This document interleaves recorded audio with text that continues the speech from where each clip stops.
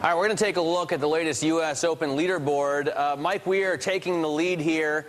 And I want to point out that I've beaten him handily on Tiger Woods, at least on the Xbox. One player not near the top of the leaderboard is finding himself in the news for a different reason today, and that is Vijay Singh, a friend of Alan Stanford's. Bloomberg's Mike Buteau is live at the U.S. Open with today's Money in Sports. And Mike, let me first ask, I've been wondering this all day, ever since I saw, I think on ESPN or something last night, that he is wearing Stanford gear. Why? He's been wearing Stanford logos all year long. He has them on his shirt. He has them on his hat.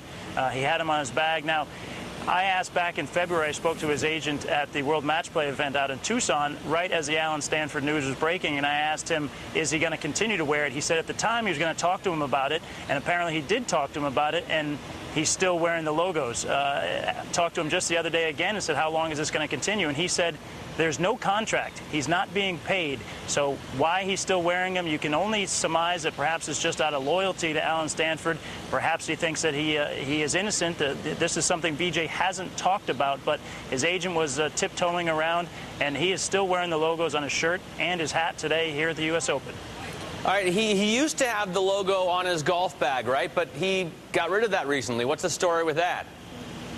Right, and a golf bag is one of the largest endorsement areas that a golfer can have. The hat is the most expensive, bag is right up there, and he changed that to Cleveland Golf. Cleveland Golf is one of his sponsors. He used to have that on his bag, but he had Stanford there. He got rid of that, apparently. Somebody got through to him that he could make a whole bunch of money if he put Cleveland on the bag, so he went ahead and did that. But still, as I said, Stanford remains on the hat and the shirt. All right, let's talk about how the tournament's going. Obviously, there has been a lot of rain here in New York. That didn't help the tournament get off to a swift start. Does it look like they're able to get back on schedule? They did a little bit today. They're playing as much golf as possible. Tomorrow is about an 80% chance of rain, and what you could have happen is a real backlog of golf could push on till Monday even, and they had an issue here with tickets yesterday with the rain. They have today just announced that those who had Thursday tickets could come Monday if it extends that far. In addition to that, they said they'll give a 50% refund if there's no golf on Monday. So the USGA caught a lot of heat, caught a lot of flack for it, and they've pretty much tried to make the best of a bad situation. And again, if you had Thursday, you can come Monday. If there's no golf on Monday, you get a 50% refund. We saw there Tiger is hanging back a little bit. What's going on with him? Well, he was right up there. He was even par with 4 holes to go. What ended up happening, he played the last 4 holes at 4 over par, finished at 4 over, was not too happy. Said if he had to go back out and play his second round, he might have thrown some clubs in the trees. I'm sure you can relate to that, Matt. But he ended up walking off the course, not too happy, 4 back. Phil Mickelson is right up there. You saw the leaderboard earlier, but Mike Weir, 2003 Masters champion, kind of running away with it here early. Again, there were some birdies to be had out there. Tiger Woods definitely disappointed in the way he finished the day, but as they say, a lot more golf left to be played, and we may be here for several days. Yeah, you mentioned Mike Weir, 2003 Masters champion, but you can beat him pretty easily on Tiger Woods, 2007 or 2008. How has his career been lately? Well, you could beat him easily on that. You can. I don't play too much of that, but I'll take your word for it. You can beat him because his game has been off.